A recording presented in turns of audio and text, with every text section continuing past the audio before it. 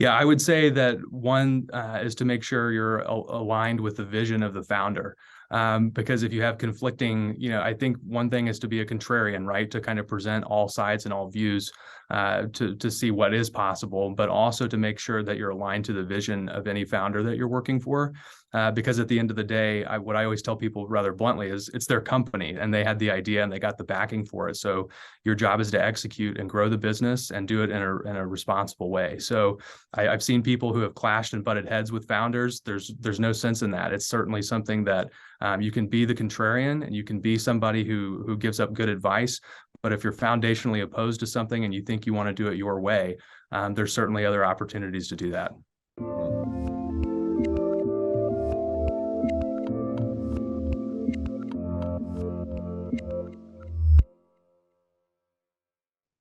Hey everyone, this is Devin Miller here with another episode of The Inventive Journey. I'm your host, Devin Miller, the serial entrepreneur that's grown several startups into 7- and 8-figure businesses, as well as the founder and CEO of Miller IP Law, where he helps startups and small businesses with their patents and trademarks.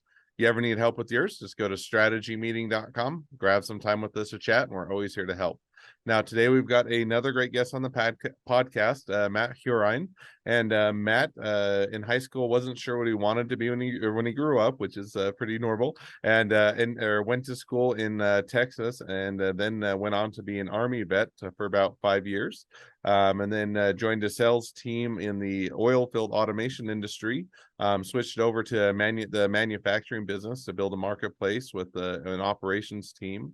Also ended up doing a healthcare tech startup, and then moved over to Casper. I'm messing it up. Got it. Casper. I was right the first time. Casper as a COO and been enjoying that and doing it ever since. So with that much as an introduction, welcome on the podcast, Matt. Yeah, thanks for having me on, Devin. Appreciate it. Absolutely. So I gave a quick introduction to a much longer journey. So why don't we go back in time a bit and unpack that? So tell us a little bit about how your journey got started in high school. Not sure what you wanted to do when you grew up.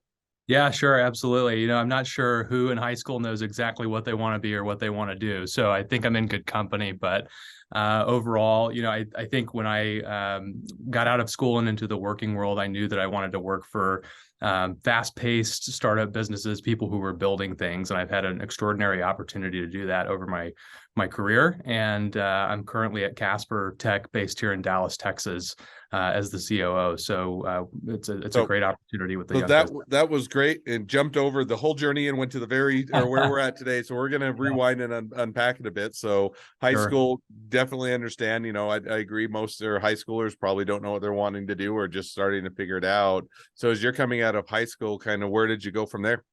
Yeah, so out of high school, I went to college at UT Austin. I'm a Texas Longhorn, and knew that out of school, I wanted to be in the military and serve in the Army. And so I was able to set that up after college. I went to OCS and served as an infantry officer for about 5 years. So on the going to the Texas A&M, did you finish, get a degree, partway through, went to the Army, or kind of how did that go?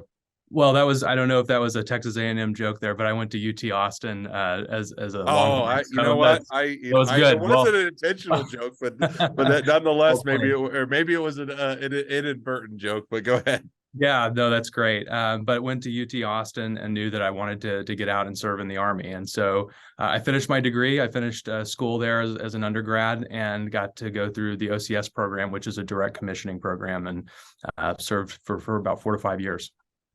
Well, makes perfect sense. So you went into the Army. Now, just out of curiosity, so you're coming out, what made you gravitate towards the Army? Was it great opportunity? You said you always wanted to serve, or kind of what led you to? Because you went to college, got the 4-year degree, spent that time. What made you decide to take the Army route after that?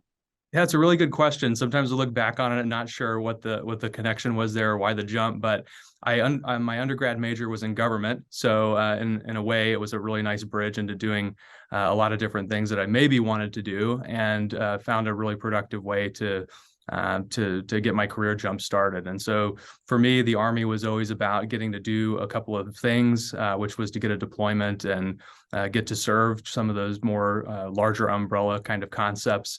But also I knew that most people that I'd met, even in college or had come across in their career, had great starts in the military. And, I thought it was a model to pursue. And I was fortunate enough to get to take that journey. No, makes perfect sense. Now, maybe just to follow that up, what did you do in the Army for that period of 5 years? Yeah, sure. So I was a infantry officer. So I always tell people who maybe not be familiar with it, something like Lieutenant Dan. I got to be an infantry guy for 4 or 5 years and serve in a couple of different places throughout the country and throughout the world, and had a deployment to Afghanistan in 2012. So it was a really great career. Got to learn a lot of things, see a lot of things, and meet people from all different backgrounds. And it's an extremely formative experience, especially if you're going into business. You see people from all different types of organizations and backgrounds. So it's really that kind of first exposure to it that's really exciting.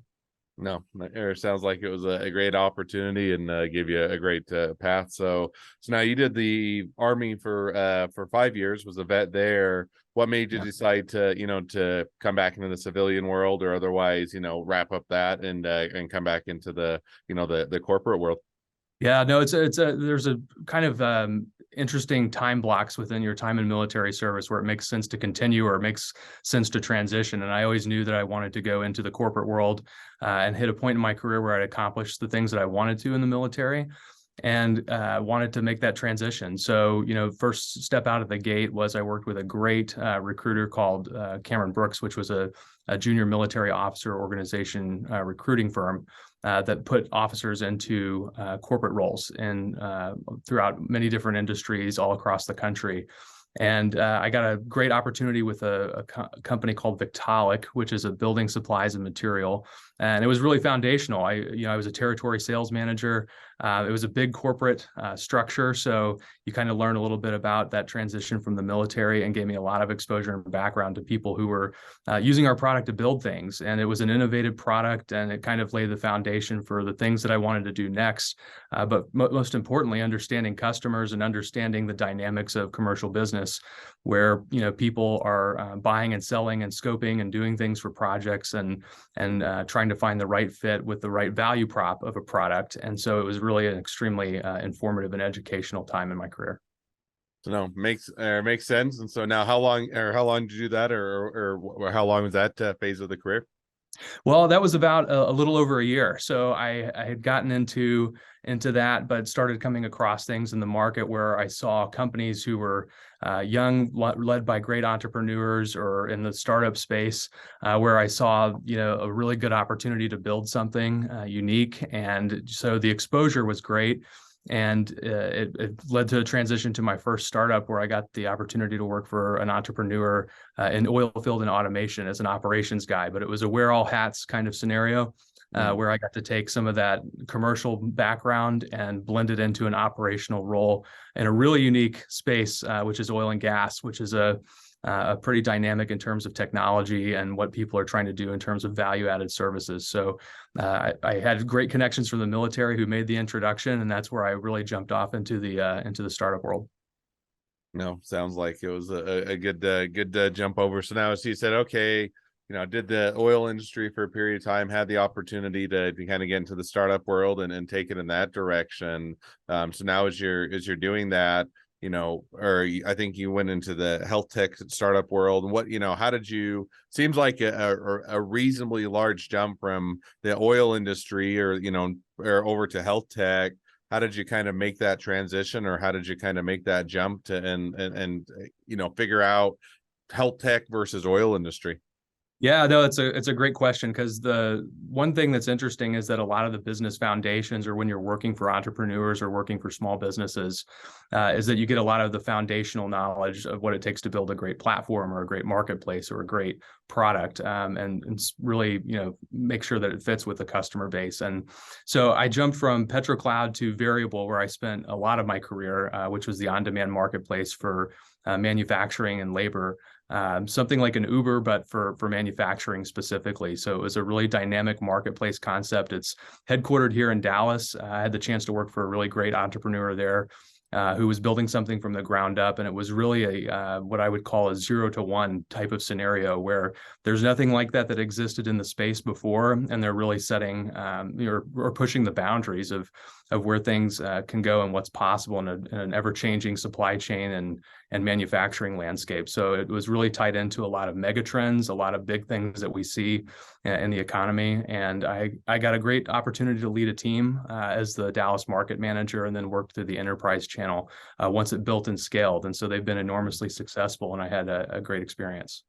So now, and one thing you started to touch on, which is, and we also discussed a little bit before. So you started, kind of coming into sales as a regional manager, and then slowly kind of worked your way up through the company. So give us an idea, kind of, because I think that there are people that that do that, and some do successfully, and some end up making an exit because they get frustrated that they're not able to make the progress within the company they want. So how did you kind of go from sales manager to at a region to working your way up to top management and to be able to have impact on the company? Kind of walk us through that. Yeah, that's a great question, because I think a lot of people see the world through two different lenses, and I think they're the same in a lot of ways, which is commercial facing roles and operations roles. Operations roles are foundational to just about anything. So if you're a good, operations guy, you have a really great shot at being a good commercial person, because you understand a lot of the dynamics of the business. If you're a great commercial person, that's very informative to, the operational side of the business, understanding what customers' needs and wants and where a product market fit is.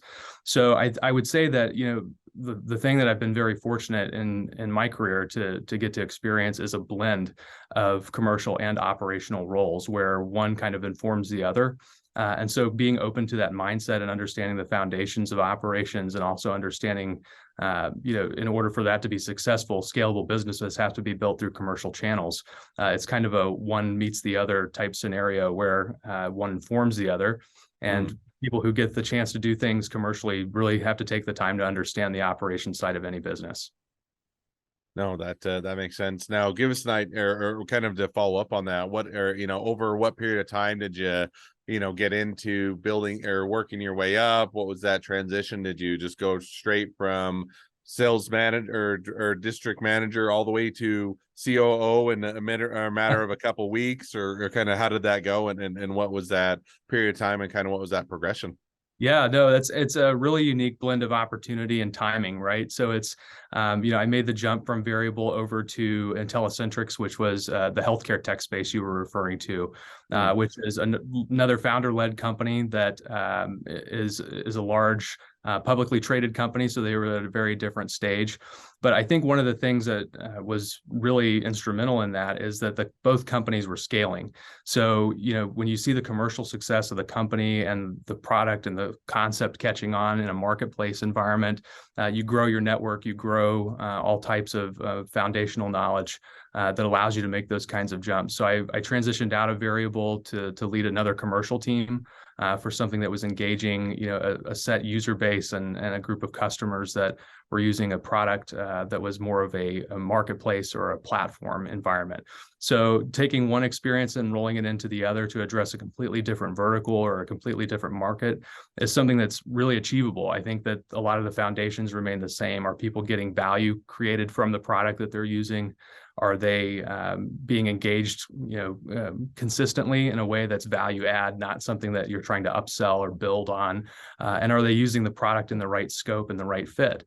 So, I think that's one of the biggest things I've seen across my career, and worth noting is that most successful, companies or most successful customers who are using a product are doing it within the right framework and the right scope. When you try to stretch that limit a little bit and be all things to all people, you end up missing everything. So I think that's been kind of what I've gathered from my experience over the past few years, especially, is that it has to fit the right scope of work and be the right product at the right time. So I made that transition to lead a commercial team, and then found Casper. But that's kind of how my flight path took, with the experience over the past couple of years. And that's what I was going to ask. So, so you joined Casper. Did you join as COO and go directly or into that position? It was kind of the previous, tech startup and that gave you that opportunity, or kind of how did that, or how did, and if so, or if not, then, fill it in. If so, how did you kind of come about that, or how did that opportunity present itself, or how did you find that and move into that position? Yeah, so I joined Casper about 9 or 10 months ago, and work for the founding team here. And so another, great stop in my career to work for founders and people who are building a company. So I joined as COO, which is, in a smaller company or leaner teams, operations and commercial. Yet again, it's kind of a blended path. So, I think that the one thing that led me here was that blend of experience across both commercial and operations, where you're trying to grow the business and have it be successful commercially, but also keep in mind how to scale it and build it in a way that's sustainable and that can address an ever increasing market. And so I joined Casper in more of the operational role, but have again drifted a little bit into the commercial recently. So it's definitely one of those things where I see a lot of the same patterns repeating in my career, but different products. Some of it, more platform and tech environment, and some of it more of the stuff that exists physically in the real world, hardware and manufactured products. Awesome. Well, sounds like it's been a great journey, and a great journey yet ahead. So now with that, kind of give us an idea, if you were to be looking out to the next, 6 to 12 months, kind of where things are headed with the business and where you see things going, kind of where, or what does that look like?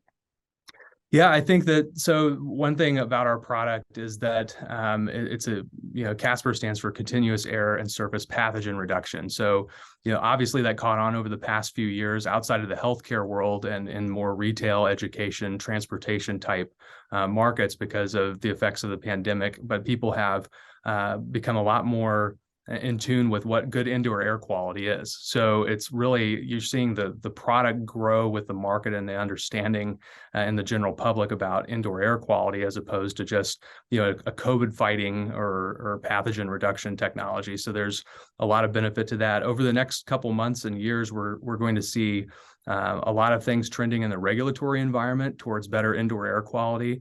Europe's a little bit ahead of the United States on that in terms of what indoor air environments look like. But the regulatory environment is drifting that way because at the end of the day, it's healthier. People want to know what the indoor air quality is like, what kind of building are they walking into, working in, taking their kids to school in. So we see that as becoming a lot more common knowledge and the right kind of questions coming from the general public. Well, sounds like a good direction ahead, a lot of opportunity, and sounds like it'll be an exciting journey. So awesome. Well, now as we've kind of reached the present day of your journey and even looking a bit into the future as to where it's headed, it's a great time to transition to the two questions I always ask at the end of each episode. So we'll jump to those now. So the first question I always ask is, along your journey, what was the worst business decision you ever made, and what'd you learn from it? I think I'm a repeat offender of the worst business decision I've ever made. And I put a lot of thought into this because it's a really good question. It makes people kind of think about, some things with the benefit of being retrospective. But I think one thing that has been persistent is always trying to make a product fit outside of its scope. And I've done that in a number of situations where you're trying to integrate too many things in hardware, and all of a sudden you're doing that in the field environment where you're living under what I call the tyranny of the urgent, where you're trying to urgently, grow the company and grow revenue, but you're doing something experimental. I've done that on a field installation in the oil field, and I've done that in a tech marketplace at Variable where just wasn't a good fit, where it was probably more inclined to something traditional like staffing as opposed to a marketplace dynamic. And so the effects of that and the consequences are, one, operational. You take a hit for procuring a ton of equipment that maybe becomes obsolete really fast, or two, you kind of miss your growth target. And so if the organization isn't really aligned to keeping that top line excellence or keeping the mentality of building and growing a company in a fast-paced venture environment, you'll miss. And that's something that you have to keep front and center constantly. You can do it and then forget about it, and then you find yourself right back in the same place. So never repeating the same mistakes. No, I think that's a great mistake to learn from, and definitely sounds like, hey, being a repeat offender, some of us take longer to learn from mistakes, and others get on the first try. And either way is great as long as we're continuing to learn and improve. Yeah, continuous improvement, I think, is the gist of it. Absolutely. So now the second question that I always ask is, talking to somebody that's just getting into a startup or a small business, what would be the one piece of advice you'd give them? Yeah, I would say that one is to make sure you're aligned with the vision of the founder. Because if you have conflicting, I think one thing is to be a contrarian, right? To kind of present all sides and all views to see what is possible, but also to make sure that you're aligned to the vision of any founder that you're working for. Because at the end of the day, what I always tell people rather bluntly is it's their company and they had the idea and they got the backing for it. So your job is to execute and grow the business and do it in a responsible way. So I've seen people who have clashed and butted heads with founders. There's no sense in that. It's certainly something that you can be the contrarian and you can be somebody who gives up good advice. But if you're foundationally opposed to something and you think you want to do it your way, there's certainly other opportunities to do that. I think that's great advice and a great takeaway. So awesome. Well, as we wrap up the episode, if people want to reach out to you, they want to be a customer, they want to be a client, they want to be an employee, they want to be an investor, they want to be your next best friend, any or all of the above, what's the best way to reach out to you, contact you, find out more? Best way is on probably LinkedIn. So Matt Horine, I'm on LinkedIn, and just my direct email, matt@caspergroup.com. Awesome. We'll definitely encourage people to reach out, make a good connection. If nothing else, a new best friend. So Yeah, with that, thank you again, Matt, for coming on the podcast. It's been fun. It's been a pleasure. Now, for all of you, the listeners that are out there, if you have your own journey to share and you'd like to be a guest on the podcast, we'd love to have you. So let's go to inventiveguest.com. Glad to be on the show. A couple more things as listeners. Make sure to click share, subscribe, and leave us a review. Really helps us to share this or these journeys with even more startups and small businesses to help them along their journey to success. And with that, if you ever need help with patents, trademarks, or anything else with your startup, your small business, feel free to go to strategymeeting.com, grab some time with us to chat, and we're always here to help. Well, thank you again, Matt, for coming on the podcast, and wish the next leg of your journey even better than the last. All right. Thanks for having me on, Devin. Appreciate it.